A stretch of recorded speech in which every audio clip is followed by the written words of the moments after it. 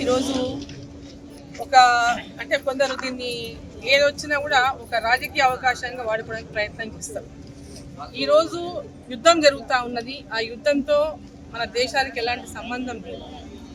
అక్కడ ఇరాన్కు, అమెరికా, అదేవిధంగా middle east ఏరియాలో జరుగుతున్నటువంటి యుద్ధం, ఆ యుద్ధంతో మన భారతదేశానికి ఎలాంటి సంబంధం లేకపోయినా అక్కడి నుంచి మనకు వస్తున్నటువంటి సప్లైస్, గ్యాస్ సప్లై కానీ, పెట్రోల్ కానీ, డీజిల్ కానీ, నూనె కానీ, వంట నూనె కానీ, పెరుగులు కానీ, ఇవన్నీ కూడా అనేక విదేశాల నుంచి పెద్ద ఎత్తున మనం ఇంపోర్ట్ చేసుకుంటున్న అనేక వస్తువులు, ఇవన్నీ దాచిపెట్టుకొని స్టోర్ చేసుకునేటటువంటి వస్తువులు కూడా కాదు. గ్యాస్ కానీ ఒక అంతవరకు మనం స్టోర్ చేసుకోగలుగుతాం, కానీ ఒక 5 ఏళ్లకో 10 ఏళ్లకో స్టోర్ చేసుకునేటటువంటి తీరు ఉండదు పిల్లలు.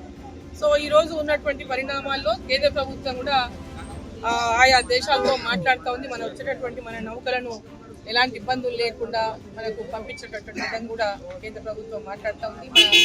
మన ఎక్స్టర్నల్ అఫేర్స్ మినిస్టర్ గారు జయశంకర్ గారు కూడా చర్చలు జరుపుతూ ఉన్నారు వాళ్ళతో. సో ఈ సమస్యను అంటే ఇంకా దాన్ని తీవ్రతరం కాకుండా చూడడానికి భారతదేశ ప్రధాని నరేంద్ర మోదీ గారు తీవ్రంగా ఇటువంటి సమస్యలు ఉత్పన్నం కాకుండా జాగ్రత్తతో ముందుకెళ్తా ఉన్నారు.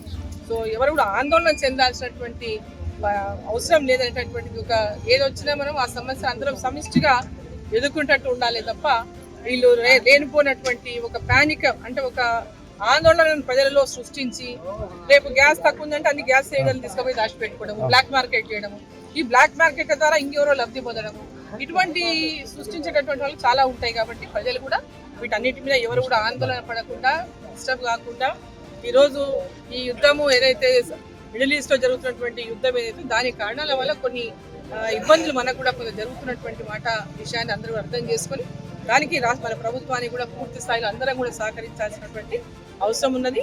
ఎవరికి ఇబ్బందులు రాకుండా ఏ విధంగా అంటే స్మూత్గా నడపాలనేటటువంటి ఆలోచనతో కేంద్ర ప్రభుత్వం అన్ని రకాల చర్యలు తీసుకుంటాం.